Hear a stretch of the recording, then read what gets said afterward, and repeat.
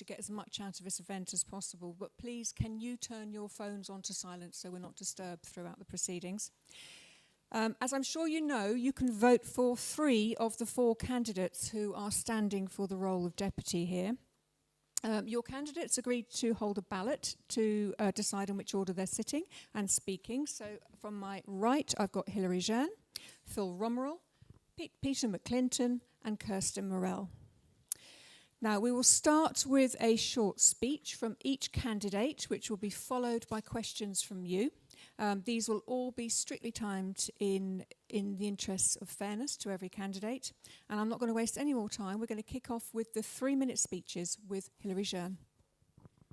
Thank you, and good evening, and thank you for coming out tonight. I grew up in St John's, and after more than 20 years working internationally, I chose to come home. I now live in my childhood home, right here in the parish that shaped me. This is not just where I work, it is where I live, where my children are growing up, and where I'm deeply rooted. That matters. Being your deputy starts here on the ground in the parish. It is why I'm seeking re-election. Serving as your deputy has been a genuine privilege. Over the last 4 years, I have worked with hundreds of residents on the issues that affect daily life, planning applications, road safety on our rural lanes, healthcare and social security challenges. When you contacted me, I listened and I acted. In the Assembly, I chaired the Environment, Housing and Infrastructure Scrutiny Panel, holding government to account on areas such as housing, tenancy law, planning policy, infrastructure works and marine protection. As Assistant Minister, I chaired the Energy Policy Roundtable and helped deliver climate grants for islanders and businesses. As Vice Chair of the Machinery of Government panel, I pushed for greater transparency and accountability in our government, how government operates. And I chaired JAF, Jersey's youth homeless charity, because you cannot make good decisions from a comfortable bubble. You need to see what is actually happening with the most vulnerable in our community. My approach is simple: be accessible, be accountable, and deliver. But the work is not finished. Jersey faces real and pressing challenges, and islanders are feeling them. So my focus for the next term is clear. A resilient economy. We need responsible public finances, a clear energy strategy, support for small businesses to make Jersey a leader in sustainable finance, and we need stronger skills and apprenticeship pathways so young people can build their futures here rather than feel they have to leave. A sustainable Jersey. We need to deliver the next island plan with genuinely affordable housing, to bring empty homes back into use, to protect our countryside, coastline and biodiversity, and to support local food production and our farming community. And a fairer Jersey. We need sustainable healthcare financing so services stay accessible to everyone. Real support for carers and families, including affordable childcare, and stronger protections for young people online. I cannot deliver all this alone, but I will champion every one of these priorities consistently and always with islanders' long-term interests at heart, working across government, parishes, business and charities, because the best solutions for this island come from the whole island working together. What I'm asking tonight is simple: the chance to continue the work with the same commitment and the same determination to ask the difficult questions and push for the right answers. You deserve a deputy who shows up, knows these parishes and does the detailed work. I believe I am that deputy, and I would be honoured to have your vote. Thank you.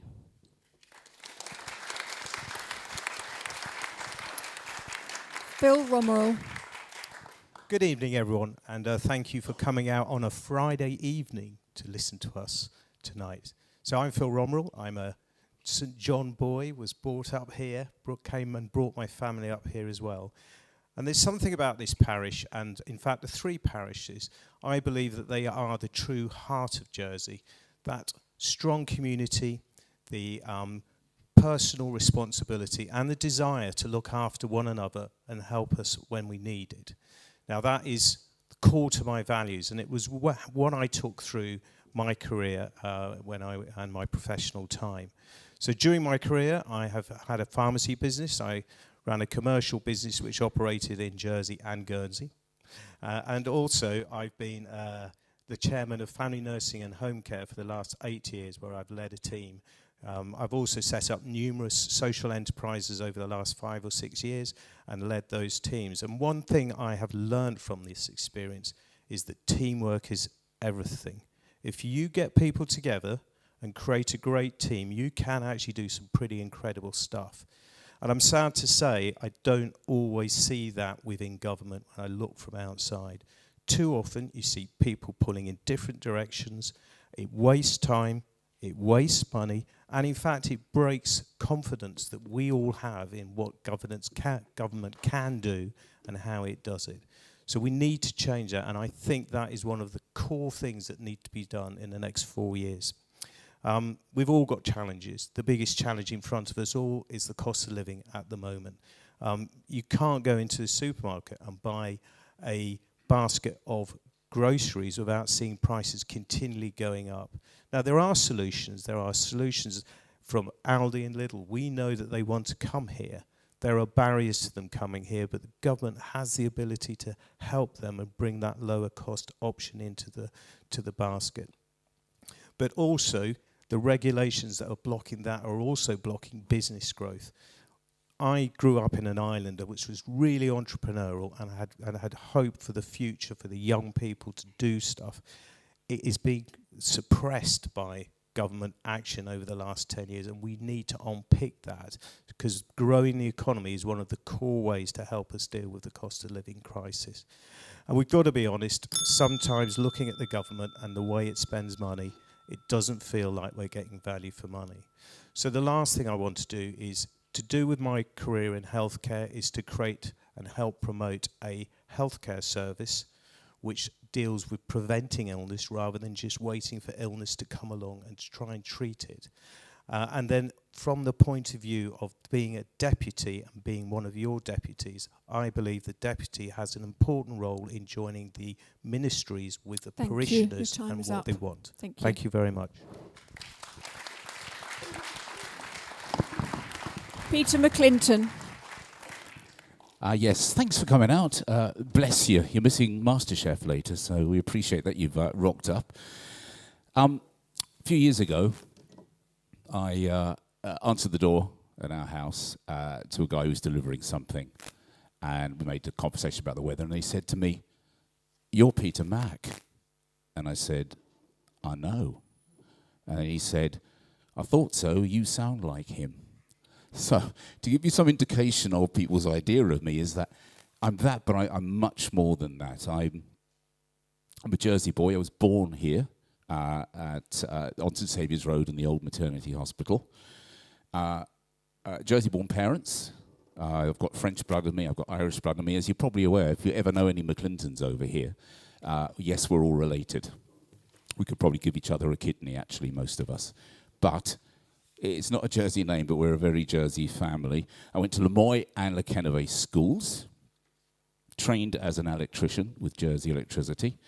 It became apparent pretty soon, a very good electrician. It turned out I was a slightly better DJ, and so I went off and I did that. And there's a chance that a few of you confronted me at some point or other in a nightclub that I've worked in. I can see some ever-aging faces in the crowd. I've trained as a cognitive hypnotherapist, NLP master practitioner, and I'm a 3 principles coach as well. So that's my part, is to help people go through their anxiety, trauma, stress, difficult times in their lives. And that work will teach you the empathy, patience, and perspective that is needed to serve people well. These are qualities that are definitely missing from politics a lot of the time. The Assembly isn't completely new territory for me. I was elected to the Assembly an unbelievable 12 years ago already, so I do understand the privilege and the responsibility that comes with public service. I'm not a career politician. I'm a father. I'm a grandfather. I work and I adore the island of my birth. I have 5 children, one of whom is in the room now. It's James there, bless him. And my wife, of course, there as well. I have 4 grandchildren, all Jersey-born and fortunately all living here. And it is to them and future generations that I want us to hand down an island that is wealthy, healthy, and happy, and at peace with itself and thriving. I would like politics to be more human again. I don't have all the answers. Nobody does, but I do promise you this. I will work hard, I will listen carefully, and I'll always try to do what I believe is best for Jersey and its islanders, the residents. It's not about politicians, this election. Sounds weird. It's the kind of island that we want to become together, and that's what I want. Thank you.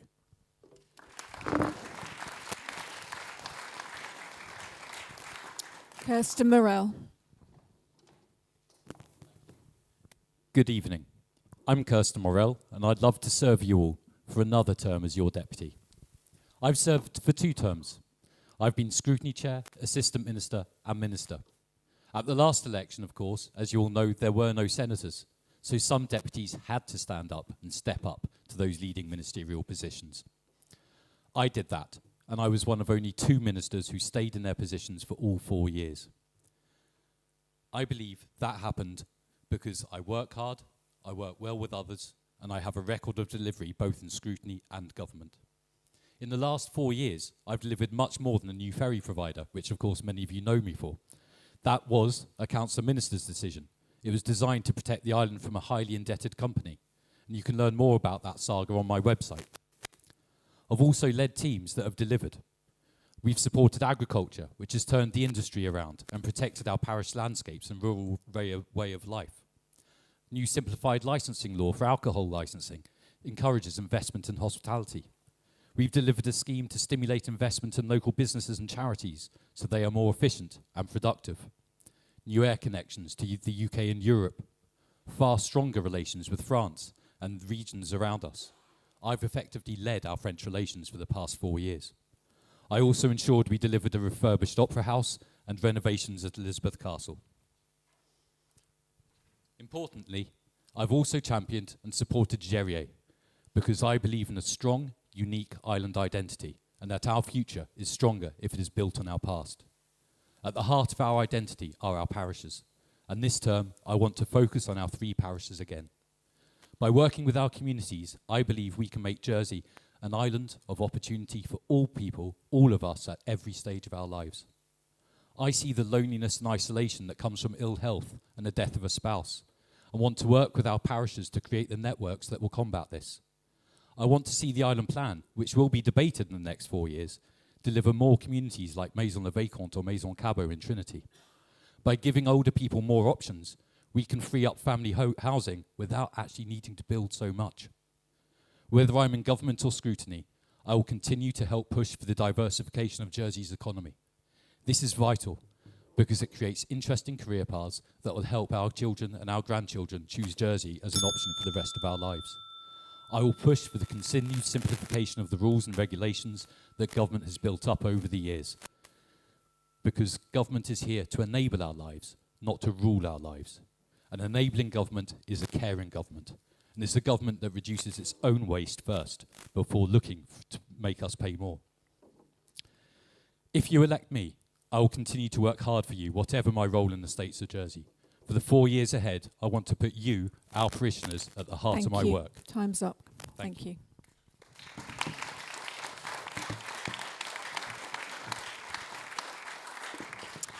Thank you to all the candidates for their speeches, but now it's time to open up for questions. A microphone is going to be passed around by Martin at the back there, who's kindly volunteered to do so. Please hand it back immediately to Martin once you've asked your question. Questions need to be brief. I don't want political statements from you.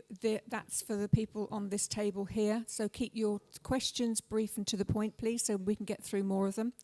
I don't want any offensive questions, obviously. I also want questions that can be answered by every single one of the candidates, so they can't be just aimed at one person. We are prioritising people who are in the constituency, so I need to know where you're from, please. If you could state your name and say which constituency or which parish you're from. And I will take one question from each person, and if we have more time, then I will take a second question from everybody. Okay? Chairs at the front here for anybody that's just come in late. Please do come and take a seat if you want to sit at the front. Candidates are going to have 90 seconds in which to answer your questions. And again, these will be, again, strictly timed. Okay, let's get started. Who's got a question? Gentleman there, could you just state your name and which parish you're from, please? Thank you. Hang on a second. We'll get a microphone to you. Yes, as you will all know how bad the roads across the islands are. Very, very poor, and many of them need resurfacing totally. Further to that, we've been spending millions of pounds on fancy work like in Gloucester Street / the Esplanade, which is going on at the moment, outside of Lloyd's Bank, and also the New Cut. That could have been done in a far better way, or cheaper way, but equally as good without the amount of money we've been spending. That money could have been on resurfacing a lot of our roads. Thank you. What's your question, sir? That is the question. I want to know what they're going to do about it. What are you going to do about the roads? That question is going to go first to Hilary Jean. Thank you very much, Phil, for your question. And I think this is always a delicate balance under infrastructure, and as I scrutinise it for the last 2 years, I know very well about the difficulties in that department on balancing where the money should be going. I do think there needs to be this emphasis on the roads, but I also have heard how expensive it actually is to be able to fix the roads, whether you're plugging it or whether you're actually properly surfacing in that. And unfortunately, there hasn't been the money to be able to properly cover the roads rather than basically just fixing them for a short period of time. This does need to be looked at, and the next infrastructure minister should focus on this. But also from you mentioned town and the cost of town. There was a Jersey's Barrier to Business report made in 2023, and the issue of revitalising St Heliers town centre was very much part of that. And I believe those kind of initiatives were focusing on that, whether that was the right thing to do on how much it was being spent. But I think that's where the focus has been. But I do agree with you that there needs to be a step back and looking at the roads as a whole across the island, and that's something next infrastructure minister should do.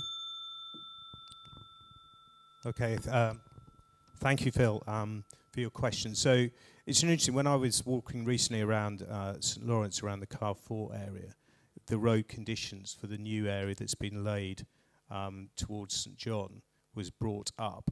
And the individual concerned was a keen cyclist, and their problem was that some little splits were occurring in the road surface, which was effectively the width of a racing bike tyre.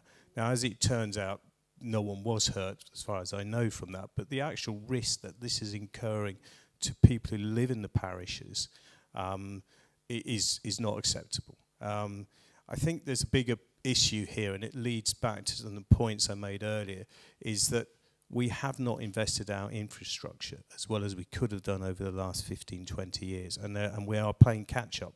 We know the roadworks in St John is an example of this, and St Peter's, which are basically failings in the, as I understand, in the drainage and upgrading them to allow us to create some affordable housing, etc. But there needs to be, as Hilary said, a real review of how we prioritise what we're going to do with the infrastructure on the island, because creating a road surface that can be really dangerous to a cyclist is just not a good idea. We should not be doing that. And I think that's the key area from that answer. Okay. Thanks for the question, Phil. The current sewer upgrade is forcing through Trinity a lot of cars down very narrow lanes, which they are treating as a main road. The speed is appalling, it's very dangerous, and to address the question, the road is falling apart. And so it is dangerous, it does need sorting out, but we, quite rightly, we're maybe throwing money at beautiful surfaces in town when it will affect the lives of islanders. The money is far better off going where it's needed so we can improve the quality of everybody's life. And yeah, Phil makes a point about cyclists, it's dangerous, but overall, an island as apparently wealthy as this, we should have pristine, in theory, roads everywhere, really. So it's about where you put the money. At some point, we do have to cost everything. We do have to say, well, if we can pay for that, money has to come from somewhere, and I might suggest that money should come from somewhere where we're being wasteful. So we have to identify, firstly, the funding, where we are wasting so much money over here, and then say, right, we take that money and we improve the lives of our islanders. That's what I think. Thank you. Sorry, thank you. I hope you don't mind. I'll stand up just so you can see me, because I know people at the back can't. Thank you, Phil. It's a very good question. And one of my criticisms of government, pretty much since ministerial government started, is that it hasn't invested in our infrastructure. And I think what you're seeing at the moment, and that's over the last 30 years, basically, and what you're seeing at the moment is playing catch-up. And I know the current government calls it investing in Jersey, and it's absolutely the right thing to do. We do need to invest in Jersey. As Phil was saying, the state of some of the roads is appalling, and we do. So Phil, you're both absolutely right. We do need to invest in our roads, but we also do need to invest in town, in what we call the public realm. And it is important, because otherwise people feel that town is shabby, dilapidated. It's not somewhere, and we all use town. And so there is a balance, as Hilary was saying, there's no question there's a balance. But we're trying to kind of do a lot at the same time at the moment, because we realise how far behind we've become. And that can only, you have to blame previous governments for that. They haven't, going back 30 years, invested properly. I think it is, it's something that I will continue to push for, is investment in all aspects of our public realm. The roads are absolutely vital. There's a role the parishes play in that too. And so, yes, the big roads are obviously government's role, but parishes need to invest in the lanes as well, because that, again, from a danger perspective, but also that feeling of well-being in Jersey. If the island looks good, we all feel much better for it. Thank you. Next questions, please. You're all being very slow and putting your hands up. Gentleman over there was first. So please state your name and which parish you're from, please. Good evening, David Morris from St John. I was just wondering if the panel could tell me how they would see their role in, and the district's role in, improving the visitor economy. Thank you, and that will go first to Phil Rumrell. Thank you, David, for your question.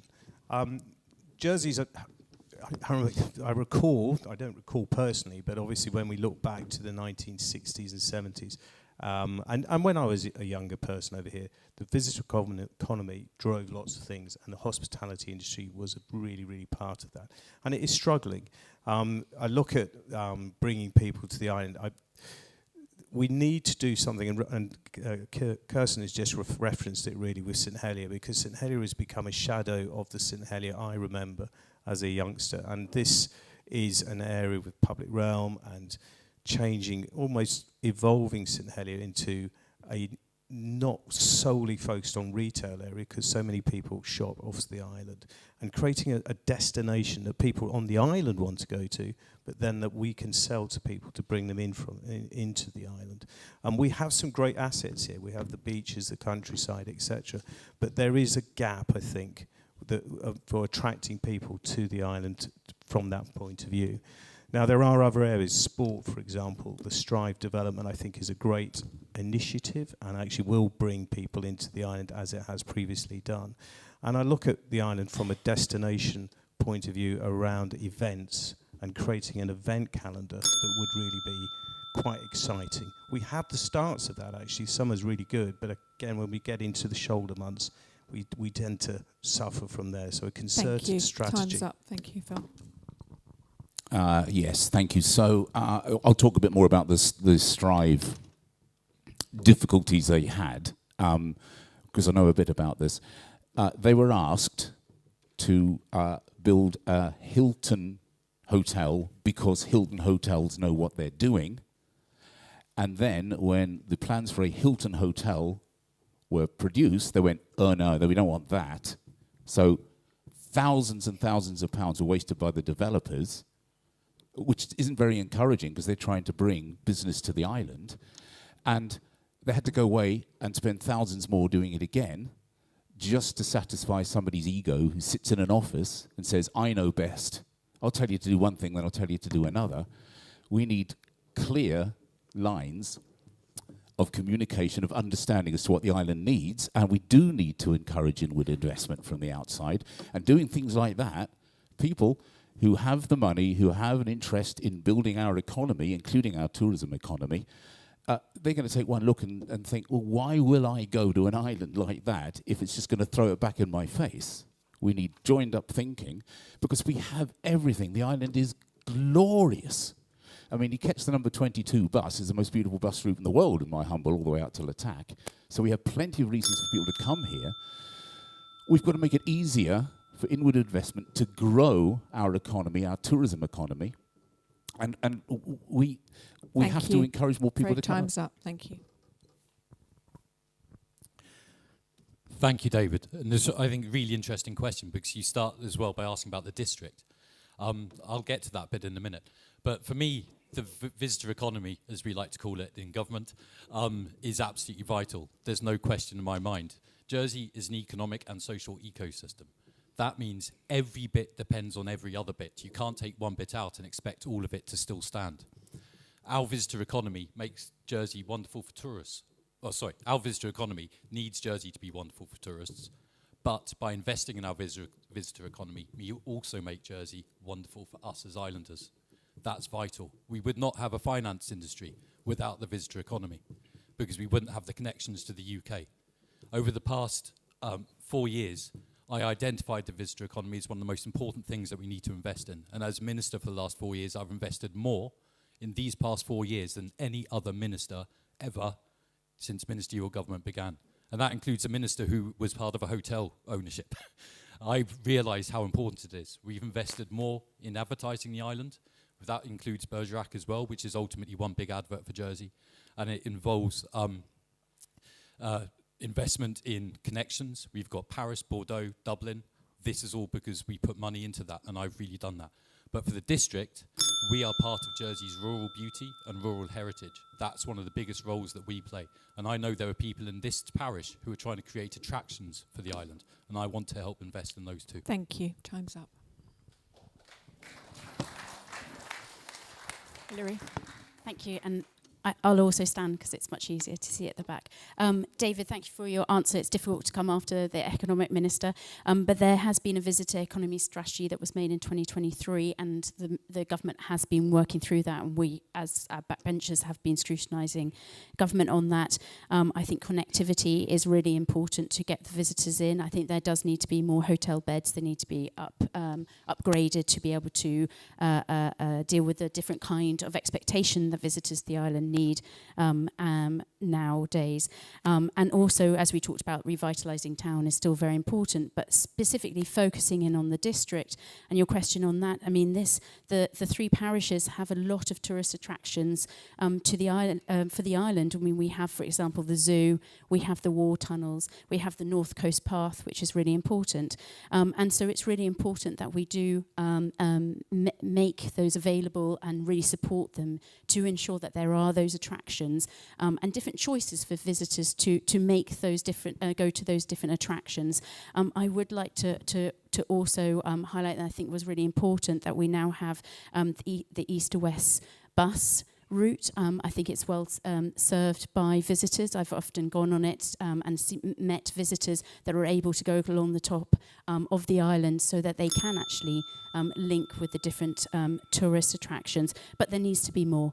And one of the things the hospitality industry has asked for is to have a ministerial committee that specifically focuses on that. Thank you. Thank you for questions. I believe there was somebody who put their hand up over here somewhere for the next question. Yep. Thanks, Martin. Again, please state which parish you're from and your name, please. Hi, it's Colin Tudyk and I'm from St John's. Question, Phil hit it right where he said like too many people maybe in the government are pulling different ways. But I think, what about the civil servants? When a new committee goes in, or like we've got the Council of Ministers, should they not scrutinise the civil servants below them, look at their contracts and get them to reapply for their jobs? Because you're a new business, you know, and you've got a lot of, I won't say old wood, but you've got a lot of people who have been there a long time, and I think it's got to change, because it's like the English government, they change every 4 years, but the team below them, they've been there for 20, 30, and nothing changes. So I think... So should the civil service change with each government? I think so, yeah, is what your question is. Okay, yeah. that will go first to Peter McClinton. Thank you. We started a trend of standing up. In my ideal world, in scrutiny, what happens is, very often, I believe, that the minister can be hung out to dry by the civil servants behind it. There's possibly somebody in this room who might allude to that at some point or other, and I don't think it's fair.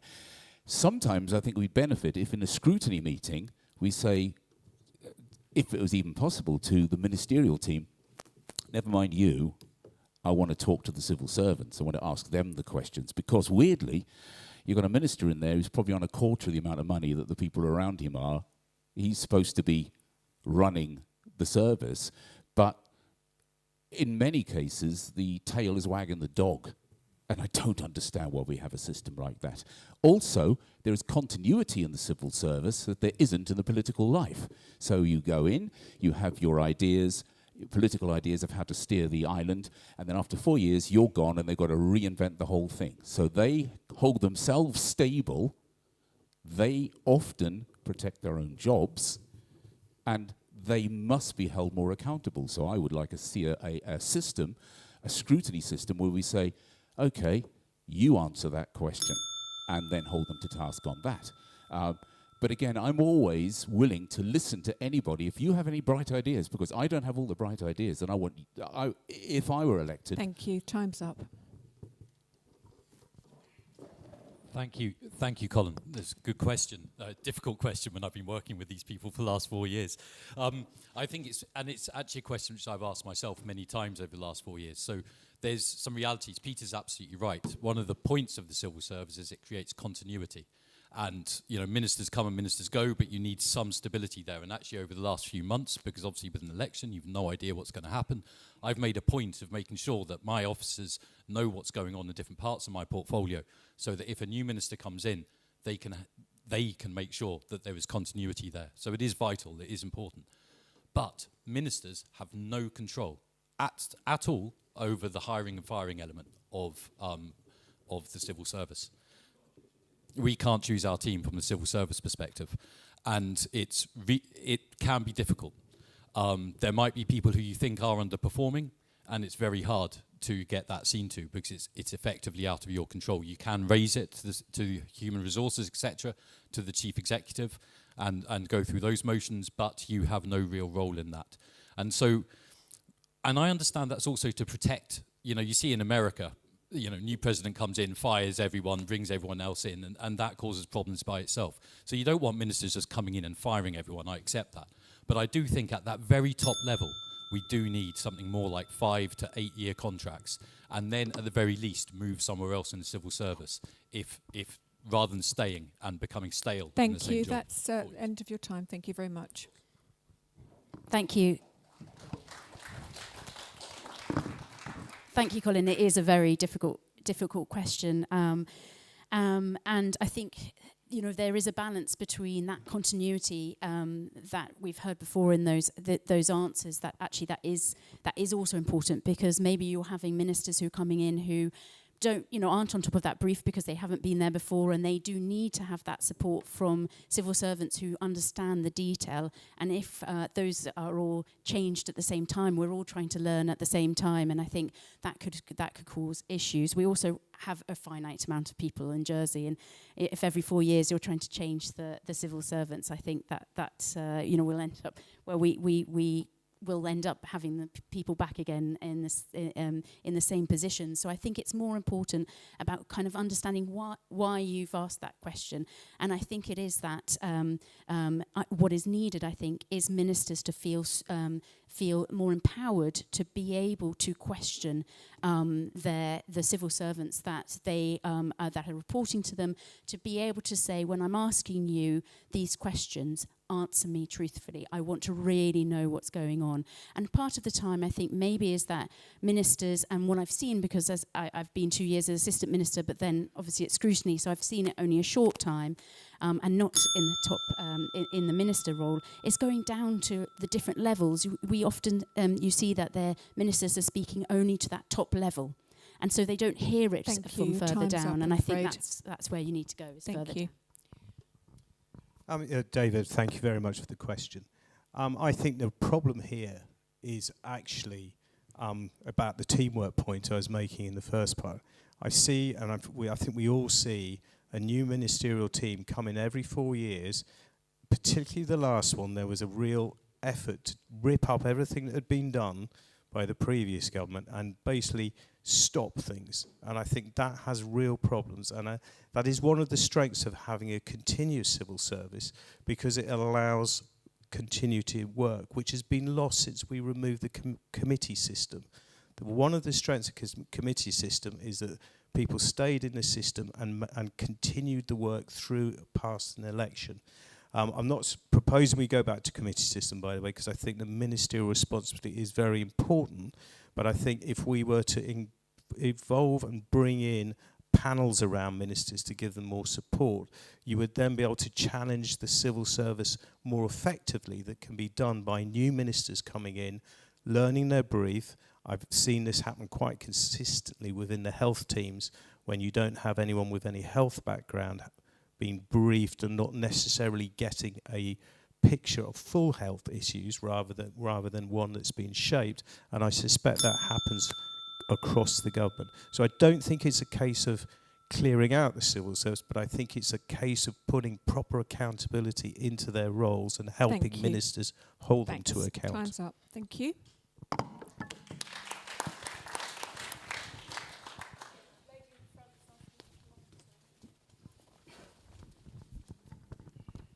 My question follows on quite... Can you just say which parish you're from? Oh, sorry, for Joan me, please? Jessamine from St Lawrence.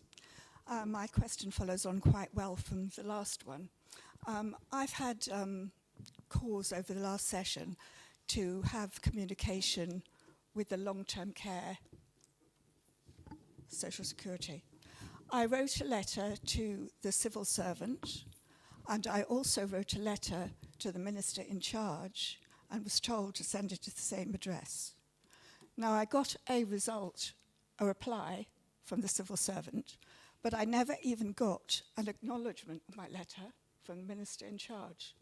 And I feel that is very bad. I think at least they could have acknowledged my letter. So my question is, as a deputy in the parishes or as a minister, if people approach you, will you acknowledge them and will you reply to them? Okay, Thank you. And that goes first to Kirsten Morell. Thank you, Joan. And actually, similarly to the question from Colin, it's something that's been on my mind as well.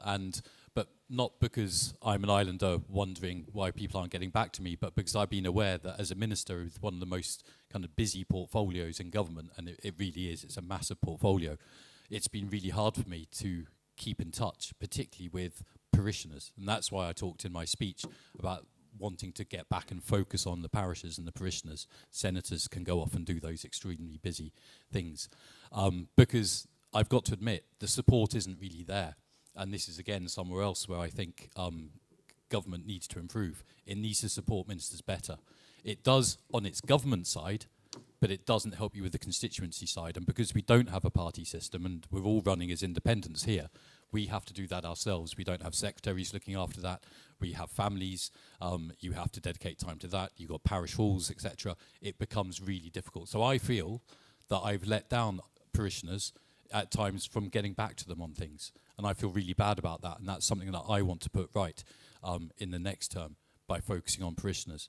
But there is no reason except for a lack of support for those ministers. And I think that's one of the things. I know Social Security, the minister is often getting inquiries about long-term care, about claims, benefits, and so on. And there is, obviously, the technical help comes from the officers rather than them, the minister themselves. So they probably feel it's been answered. Thank you, Joan, for your question. I really have tried to answer every email that I have received from parishioners, but also from those who contact us ahead of a vote, for example, and they express their opinion about how they feel that we should vote, I always reply, or I try always to reply, even if it may not be the answer that the particular person wants. I think it's really important because this is how you engage, and it's our first stop. That's what we're here to do, is first to be able to speak and support our parishioners, but also island-wide, because, as I said, we're not just as deputies, we're also voting on island-wide issues, and that's something that I think it's really important. So I apologise on behalf of everyone, if and especially if they've not been able to do it. But as I've also seen, and what Kirsten has says, is that especially ministers who have to have lots and lots of meetings and lots of work to do, they don't have that support, and we don't have that support as a deputy level, but especially ministers don't have that support to be able to reply. And so I think that is something that we need to do, because you've made the effort, we have to make the effort back, and especially... Absolutely, and I think that is something. It's called the social contract. We hope that more people will go to vote this time. We hope that we can try and continue to increase that, but we also need to give back as well. Thank you, Hilary. Yeah, thank you very much for your question, Joe. So I touched on my initial address about what I consider the deputy role to be. I think last time it was an interesting election and period of government, because we scrapped the senatorial role and we have had a deputy role, and the deputy had to become all things to everybody. And I think that caused some confusion, and particularly amongst the constituents, the loss of contact with their deputy was felt quite strongly. Now, my view with the reintroduction of senators, we are likely to get a split, so the constables of a parish will be the father or mother of the parish and be responsible for parish activities, whereas the senatorial winners of the senatorial election are likely to be the ministerial leads. So that creates an interesting role for the deputies. It actually puts some definition into that role, because my view, as I said, is that deputy is the bridge between parishioners, people in their own communities, and the parish administration and the ministerial teams. And I think that is a role that, if elected, I will pick up on, because I feel it's really important to do some grassroots politics. I've done a few things over the last few years that have enabled that, and making sure that people's voices are heard in the ministerial level when they're needed. Apologies for coughing for your question. Joe, it is awful, isn't it? That, and no wonder people don't come out and vote. That government has got so bloated that it's forgotten what it's for, and that is to communicate to its people its intentions, and to be heard is vital. I mean, there's nothing worse, and we know this from a lot of health issues, is when you don't know when your operation is going to be. You don't know, and you need to make a plan for your life. My mum, who's elderly, she's bent like a coat hanger, but she's as sharp as a tack, and you don't want to be messing with that woman, I'll tell you. She, hospital transport didn't pick her up one day for an operation that she needed. I couldn't give her a lift there. And so she rang up hospital transport and said, I'm still here waiting. Now, it takes a lot for an 86-year-old woman to get ready enough to go to a hospital. And then when the woman at the other end of the phone went, oh, well, never mind, tough luck. It was appalling. Now, all of us here are in the business of serving the public. We aren't the bosses. The health system should serve you, should communicate with you. And if we're in a large enough service, then surely there are enough people around the minister, around the health department, wherever, to say you need to answer this email. I'm afraid this time's up. Thank you. Nope, we're done. Thank you. That one. Next question. Yep, question here.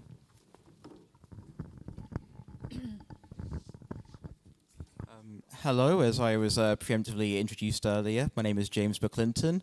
I live in Trinity, and I have a question pertaining to the young people of the island. So a big topic over the last 4 to 8 years has been dealing with the bean drain of a lot of people my generation leaving the island and either not coming back at all or coming back after a very long time of working abroad.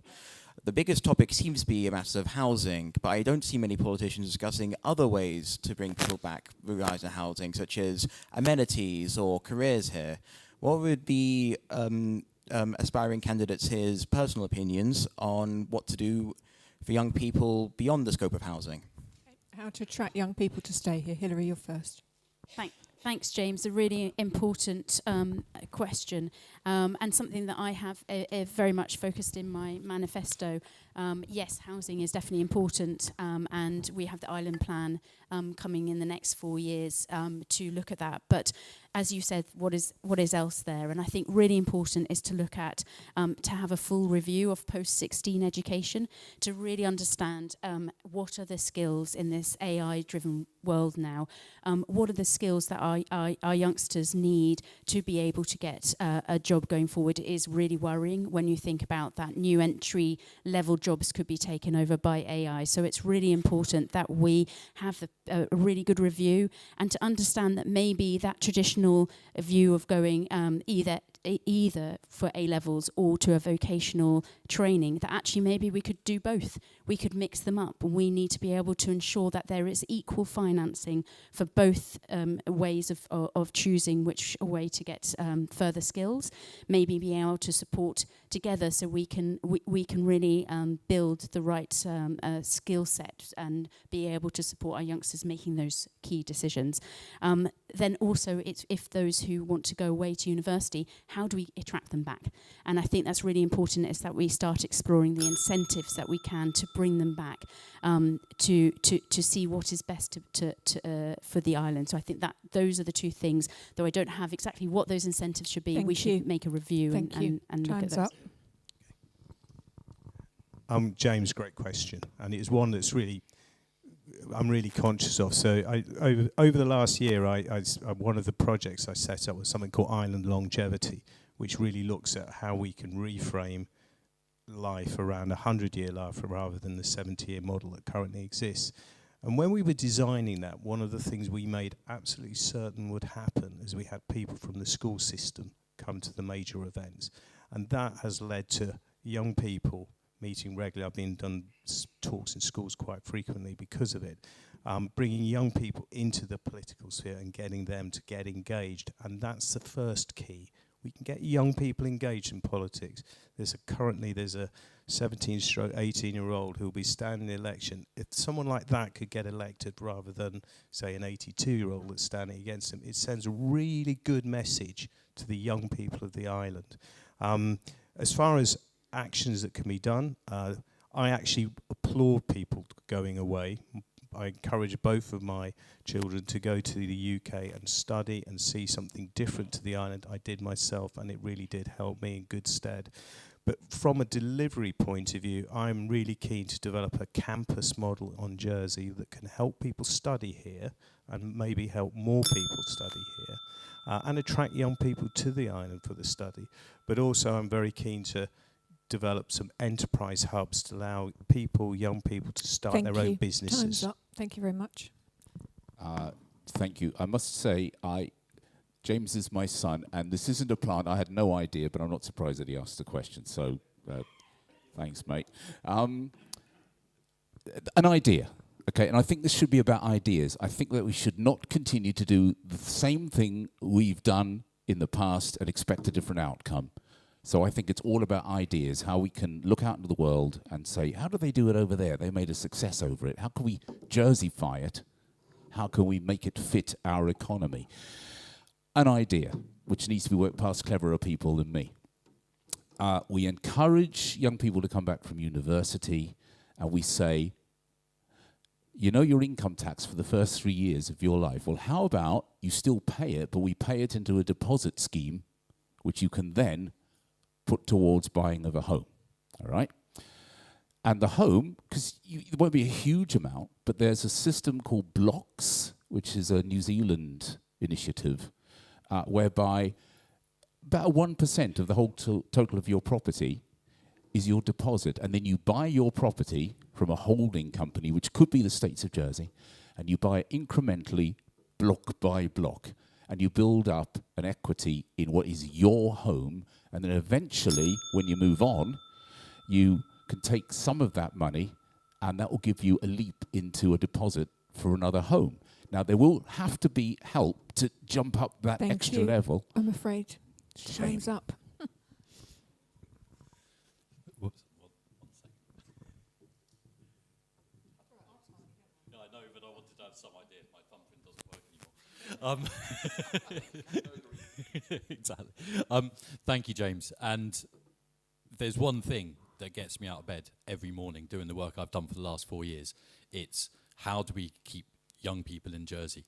Because if we have no young people staying in Jersey, we have no future for us older people either. It's absolutely vital, and this is what I focused on. We delivered the Future Economy programme. That said, Jersey needs to get to grips with the demographic change in this island. And the big issue is we're going to lose 10% of our workforce over the next 15 years. That means much less coming into social security. That means real problems with healthcare. So how do we keep people here? I focused on diversifying the economy.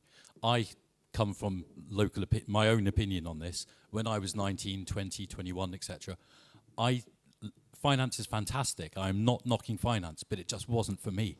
And I saw those friends who didn't want to work in finance leave the island.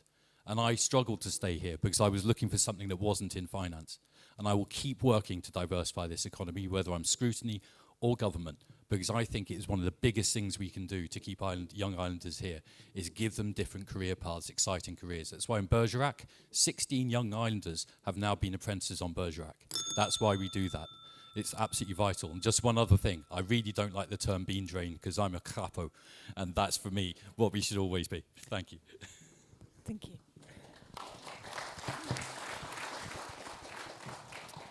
Next question at the back here.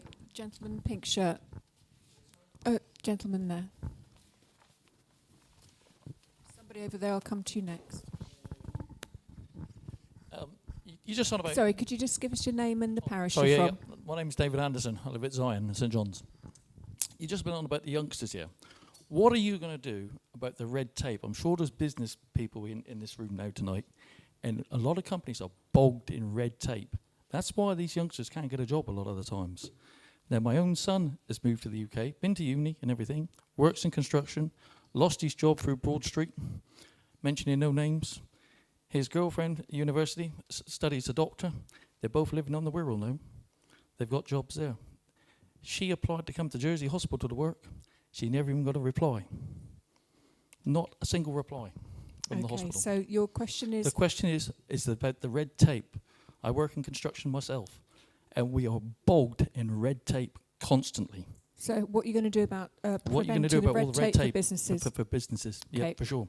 Thank you. That goes first to Phil Rumrell, please. Okay, so that's a great question, and I think it's one of the most pressing questions over the next 4 years.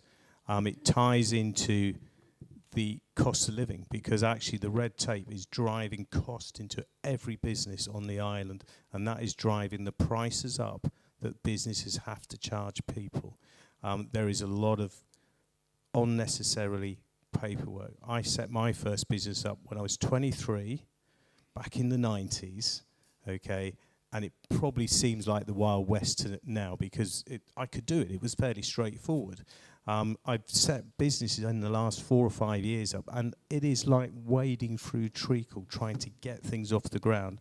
And it's one of the reasons why I'm so interested in setting up these incubator hubs to help people who have great ideas, who want to do something different from finance, who want to create wealth for our island and help diversify and grow our economy. But actually, it's just too difficult. And so they leave, because even people who've got businesses want to come into the island are setting businesses up off the island because it's just too difficult to do here. We need to run a program, and it would be one of the first things I would put my energy behind in going through red tape and removing it. There has been work already started, I understand, and there is the potential of saving tens of millions of pounds out of government spend by actually dealing with some of the unnecessary red tape that exists. David, yeah.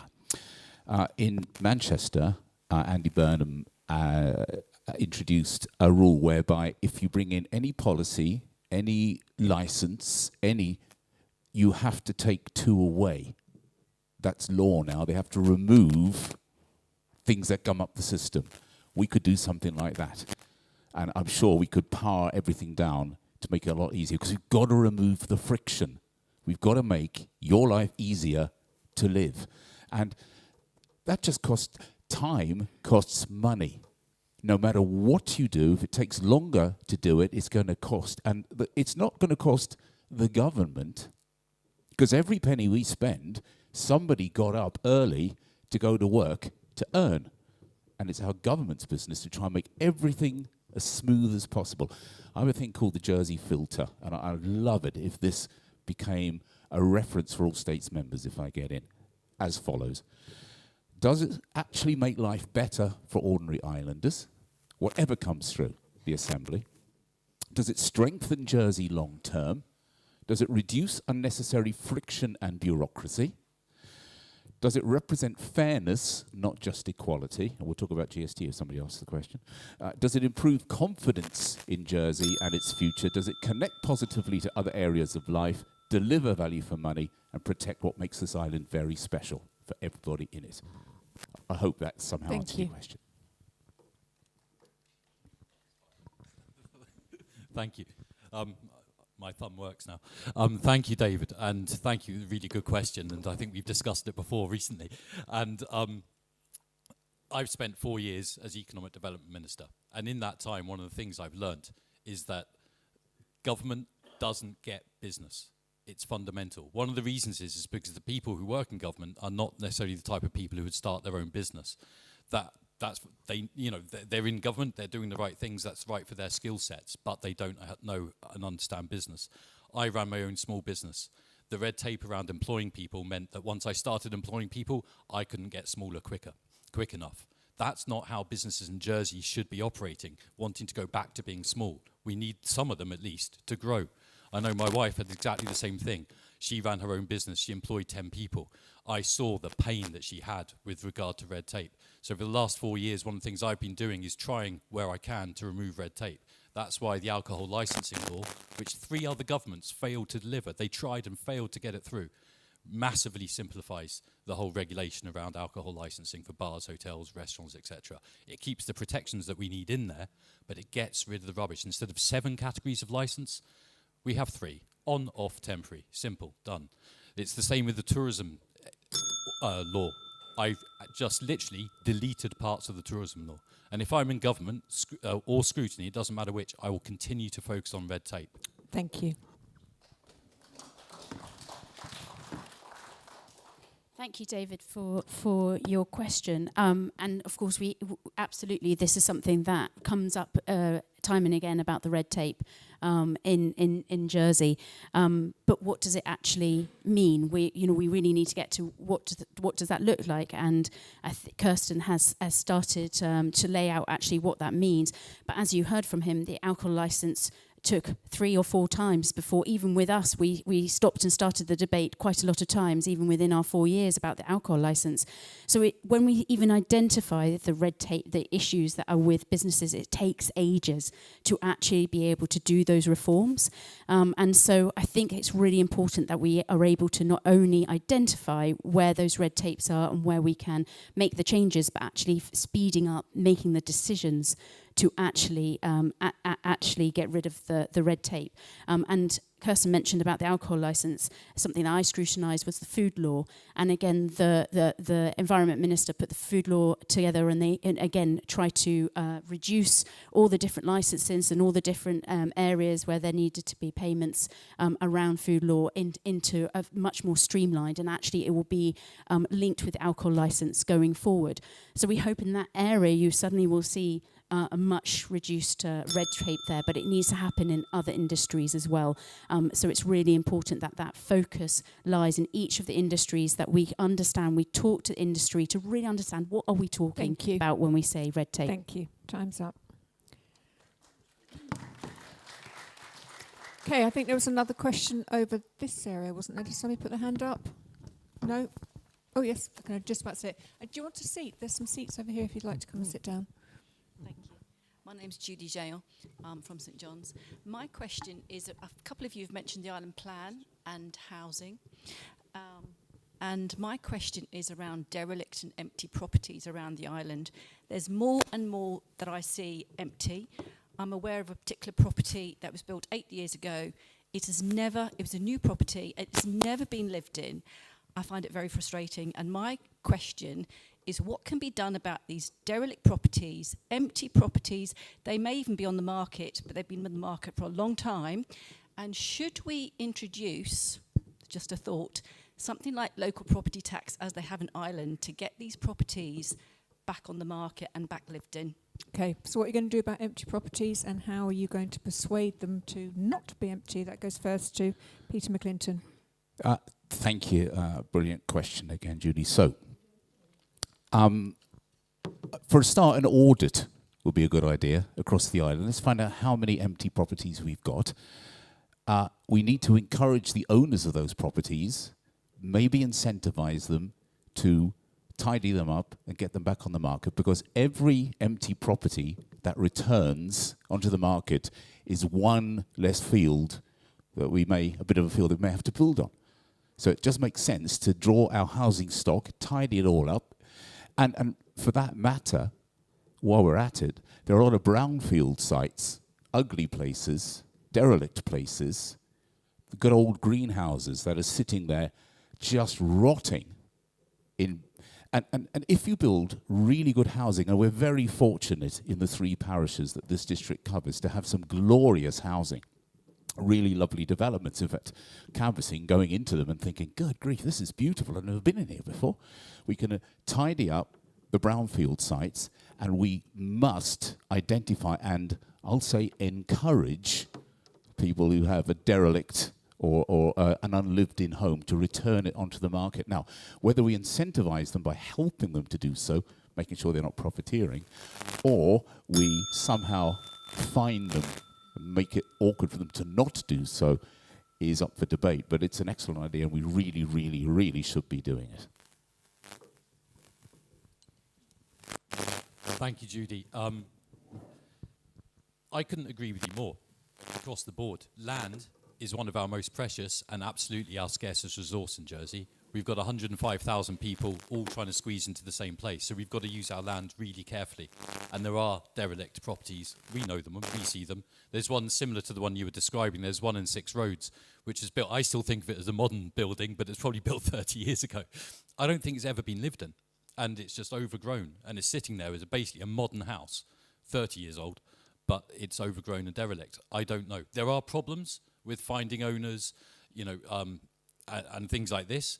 And it's interesting because when David War was housing minister, he actually brought in a scheme to try to identify the unused derelict properties. And then when the vote of confidence happened, the new housing minister, Sam Mezek, came in and threw that scheme in the bin.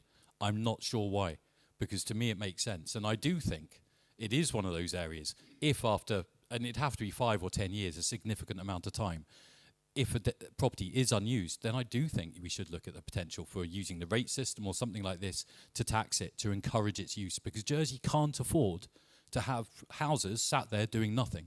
I mean, one of the things when I talk about building sheltered housing, one of the reasons I say that is because I know there are people in this island living in family homes by themselves. My dad is one of them. I mean, he loves it. He keeps it really well. But if there's an option for him, then we can have a family home available without building one. Time's it just makes sense. Thank you. Thank you, Judy, for your question. And I also think it's absolutely important that we really do focus on empty homes. It's something that is in my manifesto.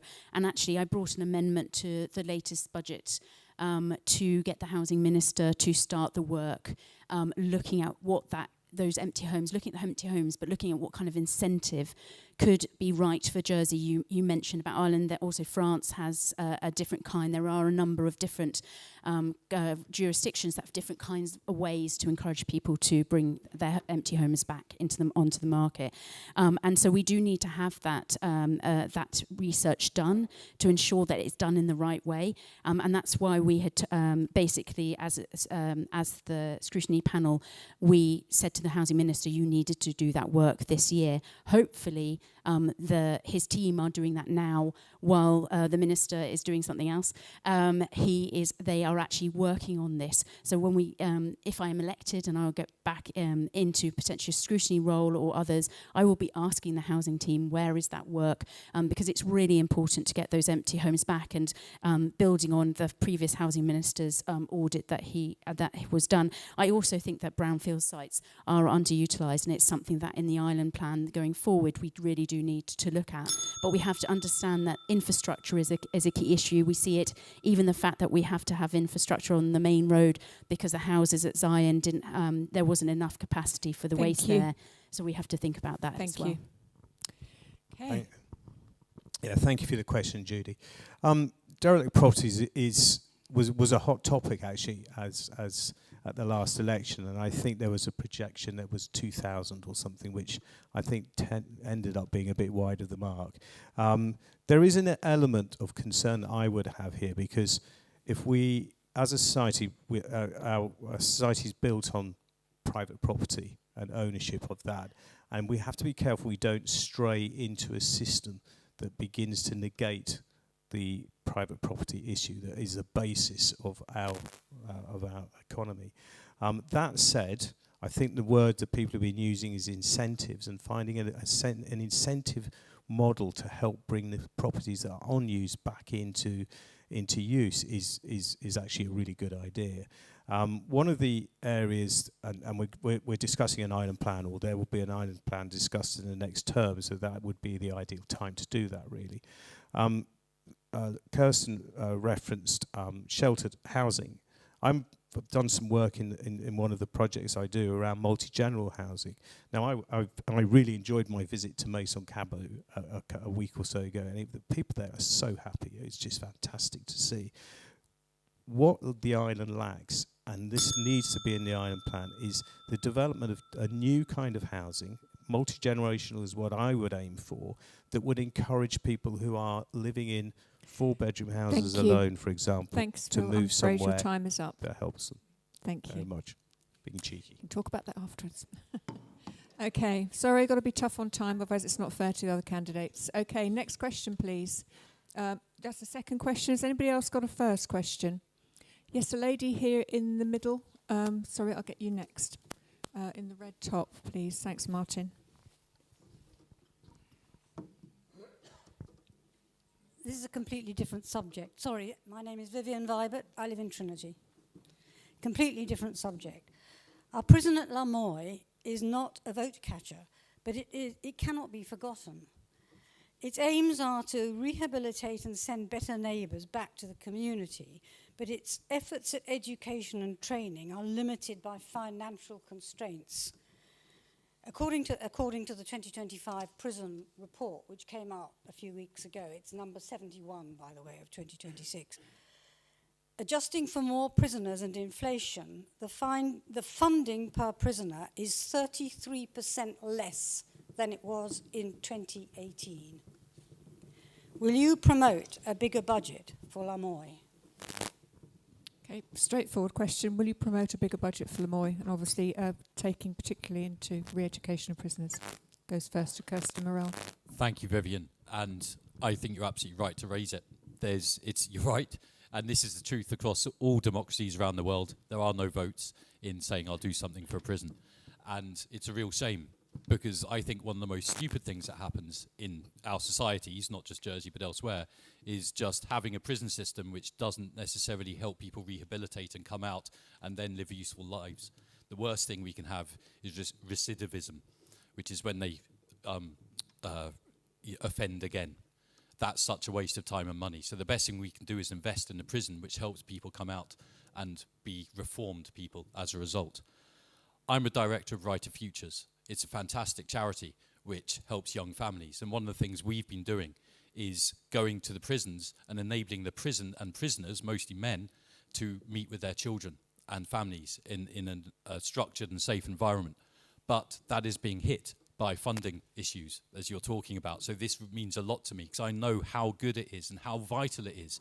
If you're a father and you're stuck in prison, yes, that's going to be the right place for you in terms of the punishment you need, but you still need to have the connection with your children if you're going to come out and then be a good dad afterwards, and we need them to be good parents.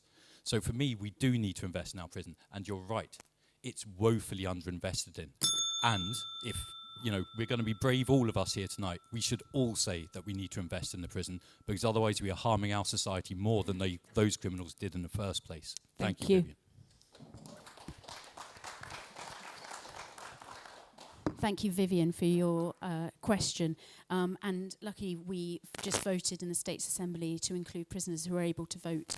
And I think that's extremely important, and something that I hope those in St Brelade's are going to visit Lemoy and talking to the prisoners. And I had the pleasure of going to Lemoy and seeing the hard work that's going on there as Assistant Minister for Justice and Home Affairs when I was for the first 2 years of this term.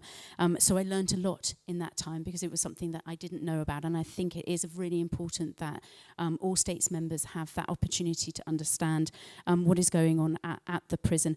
So I am also feel that it's really important that the prison is making better neighbours, as the motto is, and that there is that focus on education and providing them with that pathway to be able to get to employment when they do eventually come out. I think having that employment means that they not only won't reoffend, but only become homeless. And something I see as part of the homeless cluster, because as chair of JAF, I'm very much involved in homelessness, and the prison, those prisoners who have come out of Lemoy are usually with homeless because of their situation and because of that lack of employment, potentially. What I do want to see, though, is that probation becomes compulsory. I think it's something that the reports time and time again say, that we should have compulsory probation to help to support all prisoners, not just those who choose at the time to do it. But I think that's really important. Yeah, lovely. Not a lovely question. Great question, Vivian. It's quite a challenging one as well. I think to hear the stat, which I must admit I wasn't aware, that the 33% drop in funding in the prison, that has to be addressed. It's not a sensible way to approach looking after people in our community. I think there's a wider answer here as well, because I think if you look at the island's education system, and we touched on it earlier with James's question, actually I don't know if the island's education is really working for the islanders as a whole as it is. And I think we need to start looking at how we can create a more lifelong learning model. Okay, and I can see that actually as people come from Lemoy, and it would give them a home to help develop new skills and help them integrate into community if there was a more traditional, standardized way of improving your skill set and becoming an active member of our community again. So I think it's my answer on that, I think, is we need to look more at the wider education systems, things that are available for everyone on the island as they go through longer careers, and re-skilling and relearning new areas, and actually that would create a useful place for prisoners to go to, or ex-prisoners to go to help develop their skills. Thank you. Vivian, thank you. We, the government, the Parliament, are corporate parents, really, and it is our duty to care for everybody in our society. The prison itself is the punishment. Your freedom is taken away. But if we want people to come out the other end, then we have to treat them with respect, because we cannot and will not get respect back unless we respect them. They'll come out, they will return. Recidivism will be a huge problem. So we need to nurture and grow people who are struggling, so that at the other end of the prison system, they come out and then we give them a chance in society to say, I want to contribute, because it's about everybody putting in.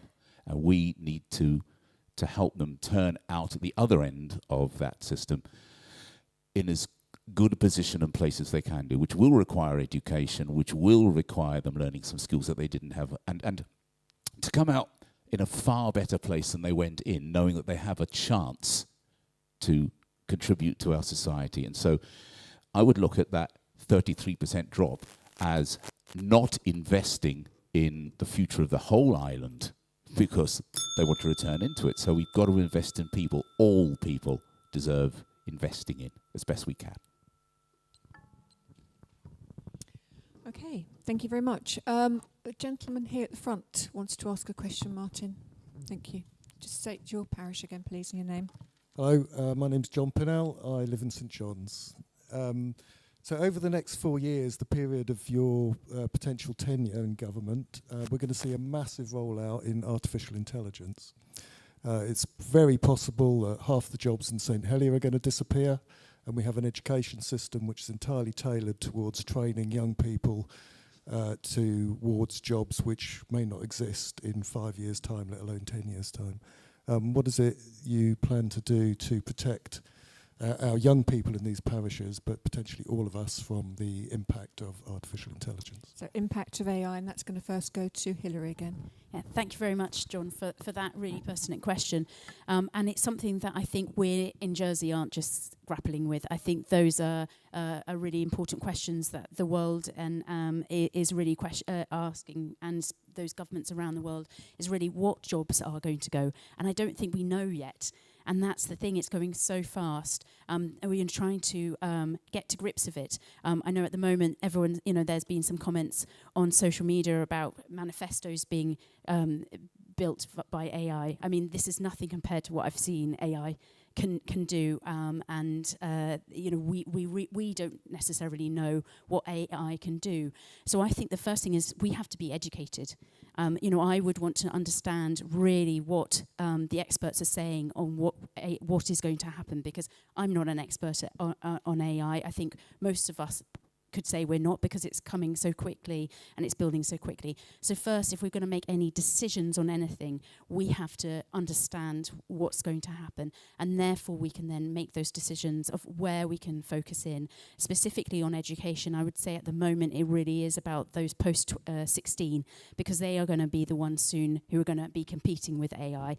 And that's why I was talking about James's question earlier about reviewing that post-16 education to be able to at least start developing skills that AI can't do. And one of them is smiling and being able to have that service delivery. And I think that's the key to most things. Yeah, great question. And it's an interesting thing, AI. It feels like a revolution, akin to the Industrial Revolution. This is the field to go. And so, as Hilary said, what the world of work is going to look like in the future is we can't determine it. I had a meeting recently with someone who has a company that operates on a global scale with AI, and he's resident in Jersey, and he was talking about the opportunities that come with AI rather than just the dangers that come with it. And I think we need to accept it is going to improve lives generally. Okay, how we adjust our system to account for that, I don't know. How we adjust our system is going to be something that we're going to find.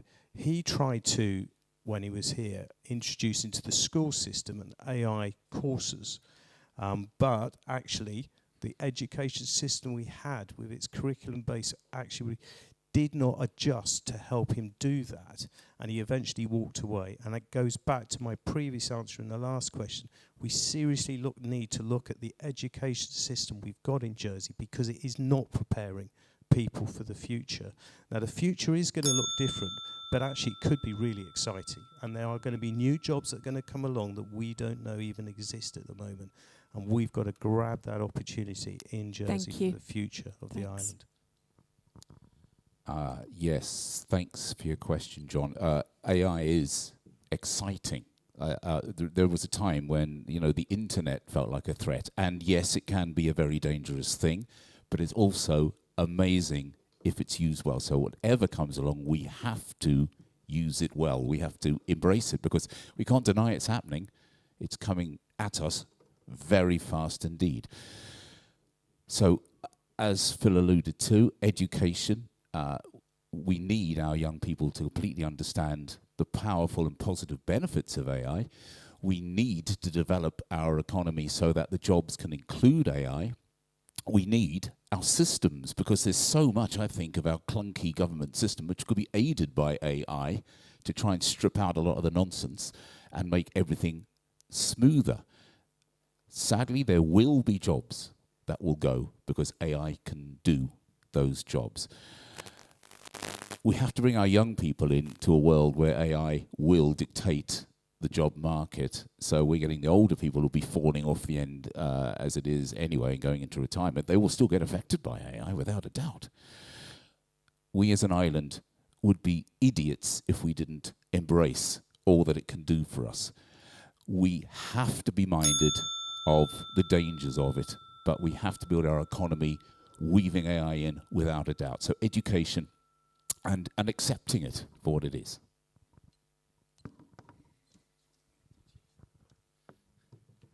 Thanks, John. And there's one truth in life: the future is the only place we can go. So we have to go there. But we need to understand how best to deal with it. It's true, as everyone said here, none of us know exactly what the impacts of AI will be. But we need to equip Jersey as best as we can to take advantage of the benefits and to mitigate the dangers. And those dangers aren't just in jobs. Although, you know, I can see straight away, number one, there are many jobs, particularly in Jersey's finance sector, which potentially could be ripe for being done by AI. So it is a genuine concern for islanders. So one of the first things we need to do is equip all islanders, not just young islanders, because this is going to affect me in my 50s, it's going to affect someone in their 30s and 40s, people in their 60s, is equip them with an understanding of how to use AI. How can you use it to make your job better, to make yourself better at your job? That's something we need to do. But there's also a social impact. We already see it. Hillary mentioned people's manifestos. If you look carefully, there's definitely some candidates who've had a few wrinkles disappear. But at the same time, it creates a fake world. And suddenly we don't know as a society what's real, what's not real. And that's something we also need to learn about. I do think we should be looking at like some sort of system where people have to verify whether something is theirs, it's real, or whether something is fake and it's not real. These are the sorts of things we need to do. We have the Digital Jersey AI Forum. We have the Jersey Data Protection Authority also working on this. Thank you very much. Do we have any more real questions in the room? Yes. Oh, you want to ask a question, Martin? Yeah, of course you can. You go right ahead. No songs and no jokes. Martin Whitley, St John, and no jokes. We've talked today this evening about AI creating unemployment possibly. We've talked about young people coming back to the island and we haven't got enough properties. Yet we seem to have convinced ourselves we need to bring in a vast number of immigrants to do jobs that we don't want to do because they work cheaper. So my question is, whatever happened to a population policy that got talked about for 10 years? So what's going on with the population policy? That goes first to Phil Rumrell. Thank you for that question. There has been population policies developed. I'll be honest, I haven't seen them. Jersey, for most of my young life, had a policy around immigration which was designed to restrict access to the island and control access to the island because we were worried that it would become overpopulated. I think we're not in that place anymore. I think we are in danger of having a shrinking population. And so we do need to revisit a population policy that might have existed. As far as immigrants coming in to do work, I think it's very important, and in fact, the island, from my youth as a farmer's son, there are always immigrant people coming in to help do work on the island and help deliver what the island needs. The difference, and you've referenced AI in the future economy that could be coming along the line, there's a different set of skill sets that the island could develop, and that's why I'm keen on the campus idea, because we can focus the skills on developing our own people to do that. But there's going to always be some element that we will need to invite people into our island to do certain jobs, and that's just going to have to be managed as best we can. Thanks, Martin. Good microphone work, by the way. Very good. We're all mongrels. We're all immigrants at some point or other. We can trace it back in our lives. If we have a population policy, we have to have one that's suited, as with everything, for the time we're living in now, not what it used to be like. We as an island have spent a long time walking down country lanes backwards, looking at the potholes we once fell into. We have to draw a line, we have to turn around and move in the direction that we are going toward the future, trying to make a plan. And so, if we have a population policy, it's got to... One thing that's important is that we say to whoever comes in, how will you contribute to island life? Will you grow our island? We've got to make it easier for people to come in many respects so they can do the jobs that we need them to do to help everybody, to support our society. We cannot afford to get over-bloated and have a drain on our finances, but they have to give value. We all have to give more than we take for us all to grow. And so we absolutely need to pick up that population policy. We absolutely need to make sure we get the right people, because if say, for example, Australia has a population policy which says, can you contribute to us? What can you bring? What are your skills? There's no reason why we can't have one. A finely tuned population policy is what we need, and we must have Thank you. Thank you, Martin. We do have a population policy. It's quite funny, at the senatorial hustings in St Lawrence, it appeared that every minister in the room had forgotten about their own population policy, and I thought that was quite interesting. It's more of a narrative than a policy, though, I will give them that. And but aside from the population policy, which isn't particularly strong one way or the other, the Future Economy Programme gets to the heart of this matter. And that's exactly why we delivered it, and why it's such an important document that mustn't be forgotten. The Future Economy Programme highlights the fact that we do have the largest part of our population is going to be over 65 by the age of by 2040, and so that means we have far fewer workers. And as I said, the working population is going to fall by 10% in that same time as well. So we have far fewer workers supporting a much older retired population. Jersey's economy for the last 50 years, my lifetime, Jersey's economy has required more people to come in order to create economic growth. And what we realise, and what the Future Economy Programme is trying to do, is trying to say we need to move away from that model. And the more we can move away from that model and use AI and technology and other technologies to support our productivity, whilst minimising the number of people we have that need to come into the island, the better. So the more we can become more productive as businesses and use technology to do that, the fewer people we need to come in. And so that's at the heart of the Future Economy Programme, and that's what we need to focus on, minimising the... We will need more people, but minimising it. Thank you. Thank you, Martin, for that question. And I believe that there, as Kirsten said, there's a population policy that's more of a narrative. There needs to be a properly strategy or really a policy that is embedded with the Future Economy Programme, with the Island Plan, with all the other things that are coming, because to understand what we want from a population going forward, then we can actually make those key decisions for the Island Plan, for the economy. Now, we had a question about red tape earlier, but we hear from businesses time and time again that they need people to come into the island to fill the jobs that they're needing, for example, from hospitality, from construction, from the finance industry themselves. They're saying that, you know, we do need, there are more jobs than there are people, and we need to loosen the licensing schemes, and which has happened. We needed to loosen also the work permits as well. So that is why we've had an influx of those people on work permits, because of exactly that businesses are asking for that, because the red tape was too much. So we need to balance when we're talking about cutting red tape. This is exactly what we're talking about.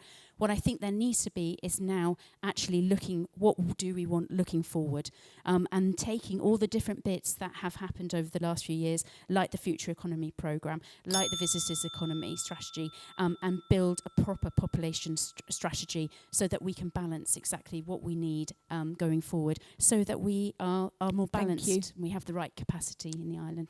Thank you. Okay.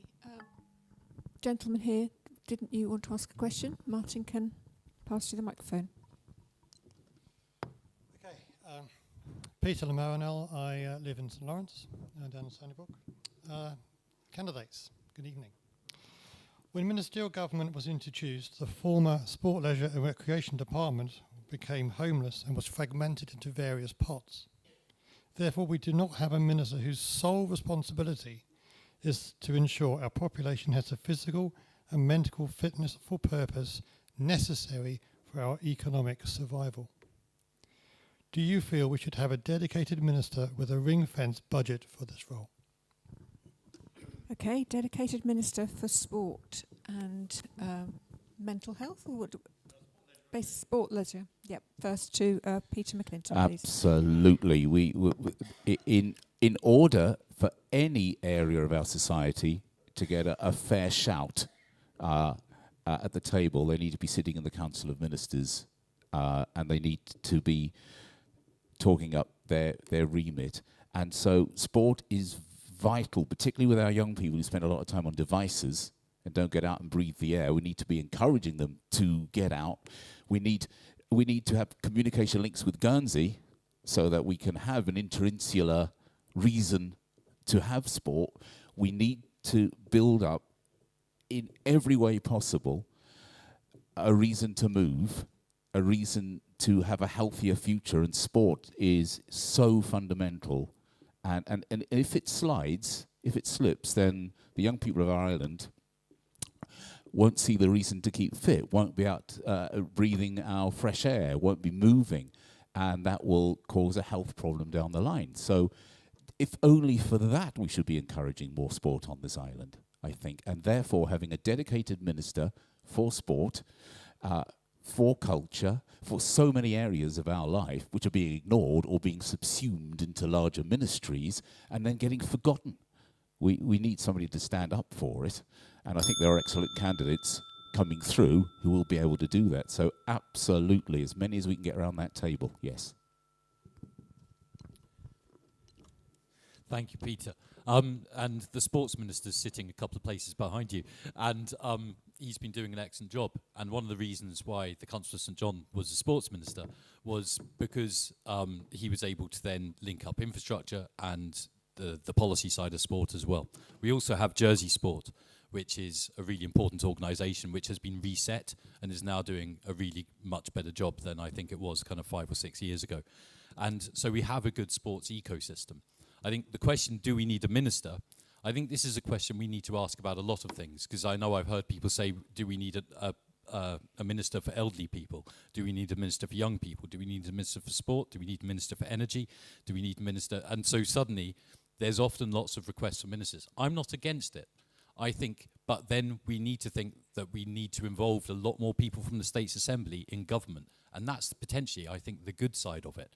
One of the things I don't like about ministerial government is that we have 21 people in government, and then you've got 28 people outside of government, yet every single one of the 49 was elected with a desire to do things. And so I do think there could be benefit in actually breaking open some of these big ministerial portfolios, slimming them, allocating them to a single minister, but then you'd have a council of ministers which is kind of 20 or 30 people. I'm not against that. That is how many cabinets do work. But if we do, it is changing the machinery of government significantly, and that would actually require law changes, because at the moment our ministers are set out in law. So it's something worth thinking about for sure. Thank you for that answer, Peter. And I think I would probably expand of what Kirsten was saying, is that, yes, how many ministers do we need? And of course, as a scrutineer for the last 2 years, it's really important that we also have that accountability and holding ministers to account when they're doing something. So if we have too many ministers, there's not enough those who are able to hold to account of what the ministers are doing. And I think that's something that we've seen the Assistant Minister for Sport, who also was the Minister for Infrastructure, bringing in those different elements, because it's about infrastructure, it's about health and well-being prescribing, which is something that you talked about. It's also about that connectivity, linking sports people here with those doing games off island, for example. So actually, it's across ministerial portfolios. So I would see it much more important to have, even if it's Assistant Minister for Sport, but be given that responsibility to hold, bring the other ministers who would touch on the issues of sport together, to bring in kind of like a committee system in a way, but at that ministerial level, to make decisions across all the different portfolios for the betterment of sport. And one of the things that I think the Infrastructure Minister has done, which we need to see more of, is opening up infrastructure like schools to be able to utilise, so that it's not just we have dedicated sports facilities, but that we can actually use all our infrastructure and all our public buildings for a multiple of different usage, so that we can utilise them for as long as we can over the day and into the evening. And I think that needs to keep going.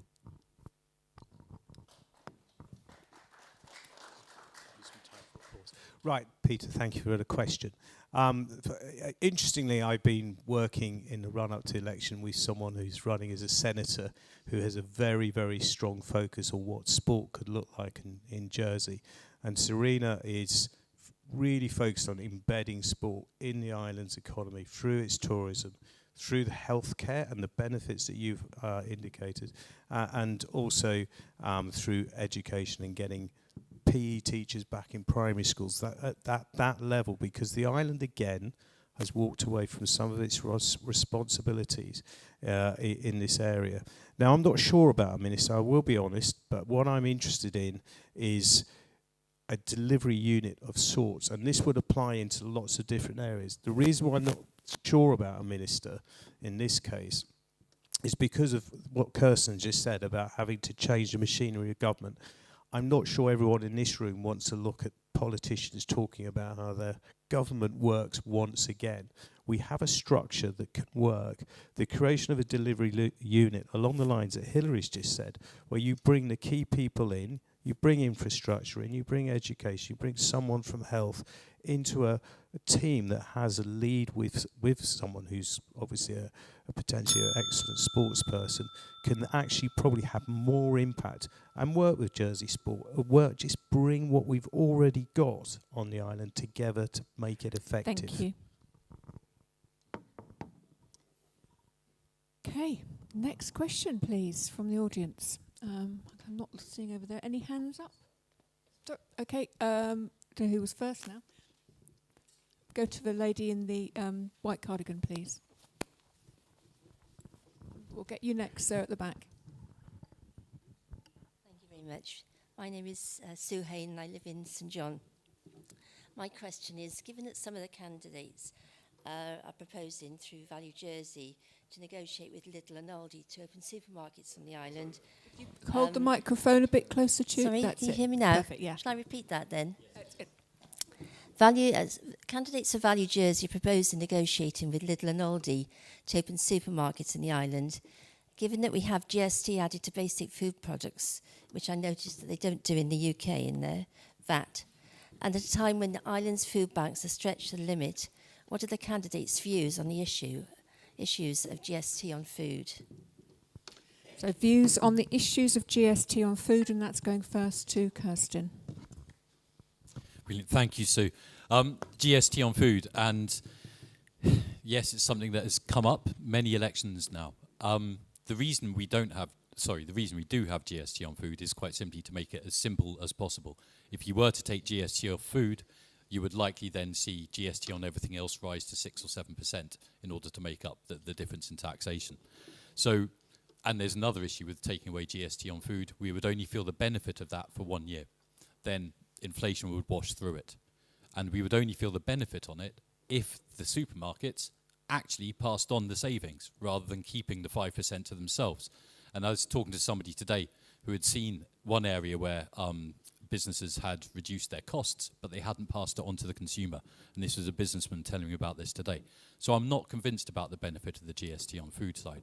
I am very convinced about the benefit of bringing in supermarket. We came very close to landing a French supermarket 2 years ago, but the planning process put them off. There are discussions, not government discussions, because again, I found it amusing to hear government ministers and other people, Value Jersey and others, talking about, as though we can put a gun to the head of a supermarket and bring them in here. That's not possible. But there are discussions currently going on between landowners and supermarkets. I do know that is the case today. And, I hope they come to a conclusion. The other thing is, I want to see us bring in food from France. It's 40 miles away. The sea is calmer. And we will then have a wider range of goods here and less disruption to our supplies. Thank you.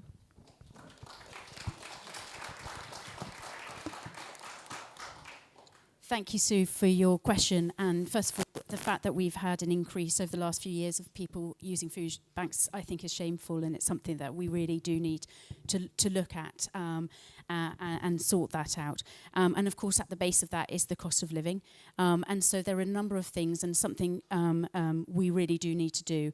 First of all, is try to make lift everybody's income up. So trying to grow the economy is probably the number one thing to help everybody increase that their income, their take-home pay, to be able to afford the food and other and rent, etc. That is causing the issue of why people are using food banks in the first place.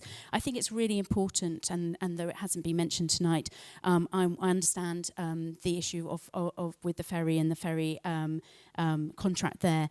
But the flat rate card, there is still some concerns by the big supermarkets bringing that food prices have raised 2%, and that's something that the Economic Scrutiny Panel found when they were scrutinising the ferry contract. They found that there was this 2% rise rather than the 0.4% that was said. So I think it's really important that there needs to be a review with the flat rate card if there's anything that we can do about to bring that down, because of course we bring in 98% of our food.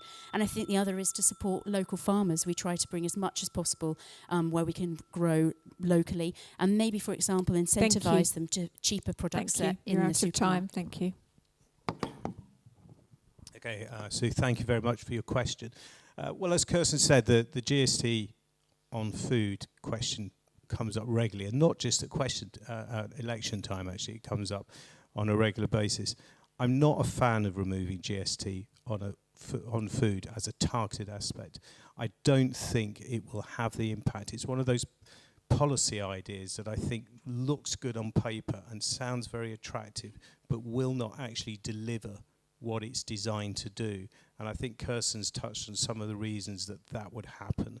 I think we'd be much better focusing on a low-cost supermarket, whether it's a European one or a British one, is not really important. The issue with the cost of food and essentials on the island is that we really have an island that only has expensive options. So your supermarkets, the cheapest supermarkets in Jersey at the moment are Marks and Spencer's and Waitrose. Co-op is more expensive than those two, and the convenience stores obviously don't match it. And Morrison's came in with our hope that they would be lower priced, but they tend to work off their convenience store model and price mark, which makes them more expensive. Now, the difference of Aldi and Lidl as brands is that their marketing approach and their approach to delivering food to the shelf is different from the other supermarkets, so they are able to maintain those prices. Yes, thanks, Sue. So, GST looks equal on paper, same charge at the till for whatever you're looking for, but in real life, it's not even close to equal. Somebody on a six-figure salary isn't going to walk into Morrison's, for example, and notice that the chicken they're about to buy is 30% more expensive than it was, say, a year ago. They're just going to buy a chicken. But a single mother who's struggling to buy shoes for her children will really notice that difference. I still think, and Phil mentioned it, I still think that if we make incremental changes to make everybody's life better, then it will ripple out. So no, removing GST from essentials won't change the world, but it's a step in the right direction. Of course, everything has to be funded. We have to find where the money comes from to replace the GST we take off for the essentials. You know, medical equipment that people have to bring in for themselves, children's needs, basics, everything like that. I have a sense that our very, very wealthy population might want to pay maybe 0.5% more on their income tax, which will fill the hole that GST disappearing will, and that will make it fairer. We're not going to penalise them for being wealthy, because well done them. But I'm sure they wouldn't mind putting a bit more in the pot, but I know some that would. So, yeah, I'm all for removing it if we can fund the gap to make people's life easier. Thank you. Okay, there was a gentleman at the back who had a question.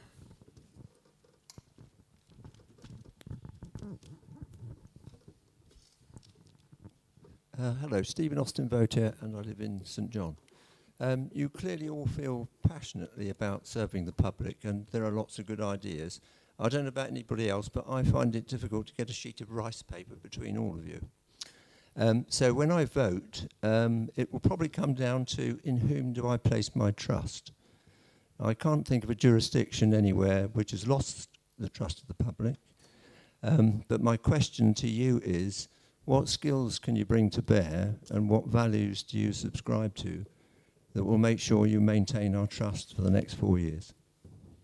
Okay, clear question. What skills and what values do you bring to the role to maintain trust? That goes first to Hilary. Thank you, Stephen, for a really interesting question. And hopefully the last 4 years I have proven that I'm inclusive, I've got experience, I'm committed and effective. And why is that? Because for 20 years I was working at the EU and international level, working on politics, pushing for change, pushing for accountability in those arenas. And so when I came back to Jersey, I felt that I had those skills to step up, to serve the community I was born in. And here I am 4 years later. I really hope that that is something that I've done. I was in government as assistant minister and then also at scrutiny. The last 2 years, I feel I have been able to scrutinise 3 ministers thoroughly. I've asked very difficult questions. I've ensured that they answer as truthfully as they can, and if they try to get around those answers, I've made sure that they do answer those questions and build basically an understanding in the 3 areas I was scrutinising very well, so that we as the public then understand that, because that is information out there for everyone to see, and we can then also demand better services. When we scrutinise legislation, that is also another area that I have had skills, because I've been able to negotiate with ministers to amend some key legislation like the residential tenancy law to make it fairer for landlords and tenants combined. And I hope that shows in the future. Thank you. Okay, Steve, thank you for the question. So what skills do I bring to the table, I suppose, is the answer. So I in my address at the start, I talked about my values and that I feel that this district, these 3 parishes really represent them. And I've taken that throughout my working career. So I've run commercial businesses, so I understand how to do that. I've started up other businesses. Of recent years, once I'd sold my pharmacy business, I've worked largely in the voluntary sector and the charity sector. That is me working with our community. And that's what I feel I've done a lot of in that respect. I've set up a number of organisations. I've developed and led teams who work for our community and our environment. And I think that's what I can bring. I can bring the ability to create teams to work and deliver where once in government, an area that I think there's sometimes is a little bit lacking in the delivery side of things. So that's the key skill from that point of view. But also my career was in healthcare. The pharmacy business operators, as I said earlier, in Jersey and Guernsey. And at one point we were delivering 33% of all the prescriptions issued through the 2 islands, which was quite an incredible level. Of recent years, I've been the chairman of family nursing and home care for about 8 years. Now we've taken that organisation. Thank you. Sorry, time's up.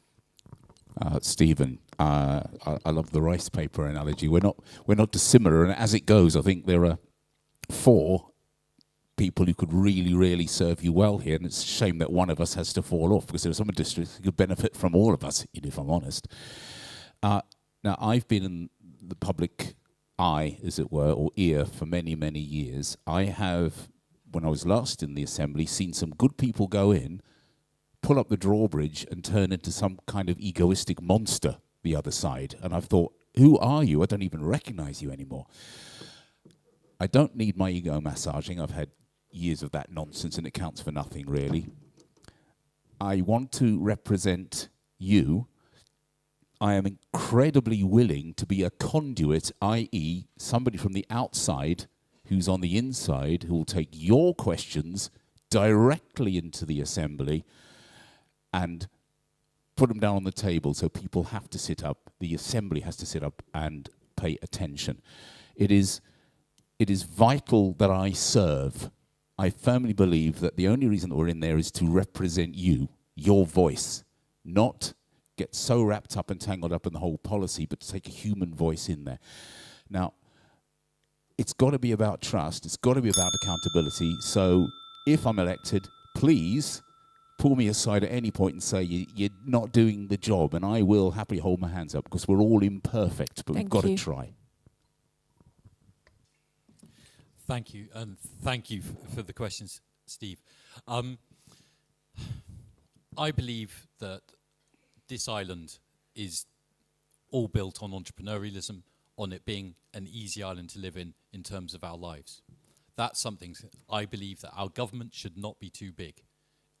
But what does need to be big in Jersey is our community. That's why I'm running for parish deputy, because I want the community to be the thing that makes a difference in this island, not our government. And I've always taken that through. I enjoy having played a part in government, but I have not been someone who just sits there and says yes to everything that goes along. As I think that's one of the reasons why I managed to stay in through the vote of confidence, because people saw that I work with other people, I work very much as a team, and I've always done that. I also work very hard, and I focus on delivery, and that's something which has happened throughout. I know it's interesting in government, people forget or don't notice what you've done and delivered, but we, through the economy department, have delivered a lot, and I did the same in scrutiny as well. I also believe that I've been picked because of my resilience and my strength. It's really hard sometimes doing this job, but you've got to get up again in the morning, and you've got to stand strong, and you've got to say, I'm doing this, not for me, I'm doing this for you. I'm doing this because I want to serve you and serve the public. And that's something which I keep in my heart, and it's what keeps me going through the dark times, and there have been dark times, but I will keep going for you.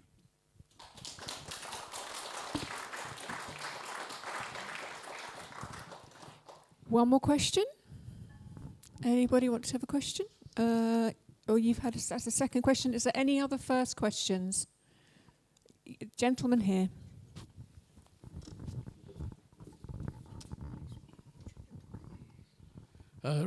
Richard Dupre, St John.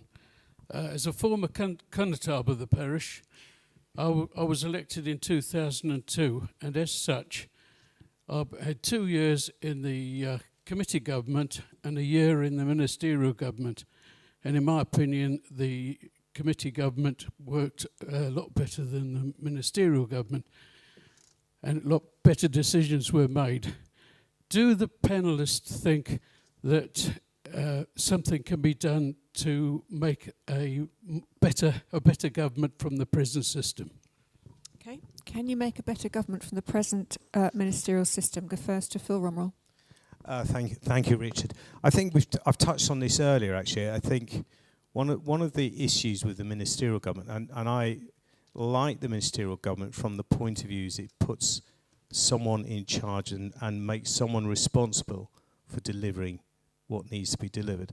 I think the big failure of it has been that it does tend to leave people hung out to dry, and someone on this table who's probably feeling some of that recently, because we don't build enough support around the ministers. Now, because of the independent politician model that we prefer in Jersey, that tends to create individuals in ministerial roles rather than teams supporting people in ministerial roles.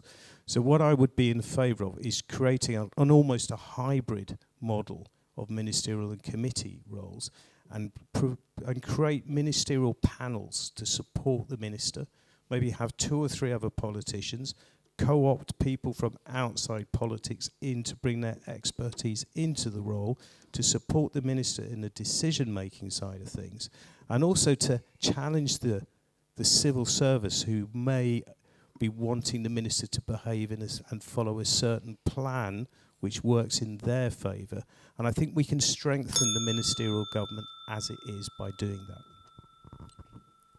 that. Richard, yes. It's going to start off with what he said. Basically, ministerial government tends to be faster, and you know, or at least you think you know, who's responsible. All right? And I say that pointedly. You think you know who is responsible, and you can aim at them. The risk is they get siloed. The risk is there's a concentration of power. Committee, broader input, so backbenchers get involved directly along with other backbenchers. But historically, the committee system was very often, we tend to forget what happens sometimes, incredibly slow at coming to a decision. And as we know, not all the time, but sometimes, as we know, time costs us money. So the hybrid system, whereby you get a minister who ultimately, if you like, gets the yay or nay, but we can bring in committees that sit underneath it, I think could be a very good system. However, we have arguably bigger fish to fry right now. We've got a lot of stuff to sort out. So spending Lord knows how long, wasting time in the assembly trying to discuss the pros and cons of this, when we should be sorting things out. And also, I firmly believe that the public loathe it when, as I used to say when I was in there last time, Parliament eats itself. We should be talking and dealing with the issues moving forward. But I think there is something to be said for a hybrid system, as Phil said. Richard, you may have actually started some change in the States Assembly, because if we all agree, then something may actually happen. I've discussed this with Phil, actually, in the past, and I've discussed it with other people as well. And it is very much what they said too. But somebody else I discussed it with was the head of scrutiny and the chair of the scrutiny panel that was scrutinising me over the past 2 years. And I was really disappointed, because what I said was, I see in Guernsey one of the good things about Guernsey, not the committees specifically, but the fact that people who aren't on the committees as well are able to drop in and work, and they run special projects and they do projects. And as I've said before, every member of the States wants to be doing things, and it isn't just scrutiny. And we know that you can feel sidelined. So I do think we need to find a mechanism to bring in other people to our work. I do think, and I've said myself, it would be very good to have ministerial advisory committees, effectively. I think that is a good move. But the minister should stand up and be counted. And that's something that I always try to do, and that's something which I'm happy to do, because I think it's the least that's expected of us. One thing about committees which is bad is people aren't standing up to be counted. I see that in Guernsey when I do see press release after press release. The committee said, the committee did, the committee changed, the committee got it wrong, the committee. Not a single name is ever mentioned, it's just the committee. That makes you feel further from government. So there is a way forward. And I was disappointed when I spoke to the scrutiny chair that they said no, they didn't want that to happen. Thank you. Thank you, Richard. Really interesting question. I think it's something that the Machinery of Government panel, which is cross, it has members from both the government and from scrutiny, should really be focusing on. The last 4 years I've sat on that, and I've been disappointed with some of the things that we discussed, and this really gets to the crux of it. I think we've gone long enough since the Clothier report to actually review it a little bit, but not for all of us to talk about it, as Peter mentioned, but maybe that is the right place to be talking about, like, for example, this hybrid system. I also agree with Kirsten. I think that the support around a minister could be really useful. And when I was Assistant Minister for Energy, so really having that specific portfolio, I chaired the energy suppliers roundtable. And that was really important to have that on a regular basis, to hear from energy suppliers and about what we can do going forward, especially around how to disengage ourselves from fossil fuel and how to bring in other non-fossil fuel energy. And it was really important to have those discussions and hear really what is happening. So I think that could happen in other ministerials as well, to have a team. But we also have to remember that there's lots of law bringing in that are putting more and more orders, which means ministers can make decisions without the States Assembly knowing about it, or at least in the last minute knowing about it. And it's something that I've seen, and we need to look at that. Thank you very much. And thank you for all your questions. I'm sorry, we are now out of time, so we didn't get round to doing any second questions. But please, if you do want to get in contact with your candidates, you can find their contact details on the vote.je website, and also in addition the manifesto booklets, which you should now all have at home. There'll be more copies at Statesgraph if you need a copy. Thank you for your questions. Thank you to Martin, wherever you've gone, for... there he is. Thank you, Martin. Passing around the microphone. To our broadcast partners 3CI, to the Conotab and Dejan for hosting you all this evening, and of course to the candidates for all their answers and their speeches. And I do hope this has helped you to make up your mind, even if there is only a very hair's breadth between them, as you were saying. In addition to your 3 deputies, you'll be able to choose 9 senatorial candidates, of course, and 1 Conotab.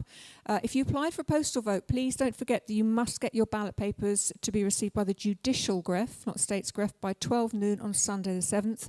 You can vote early if you're off on holiday. There's pre-poll station opening at St Paul's Centre in St Helier between the 26th of May and the 1st of June, so you can go along there if you'd rather do that.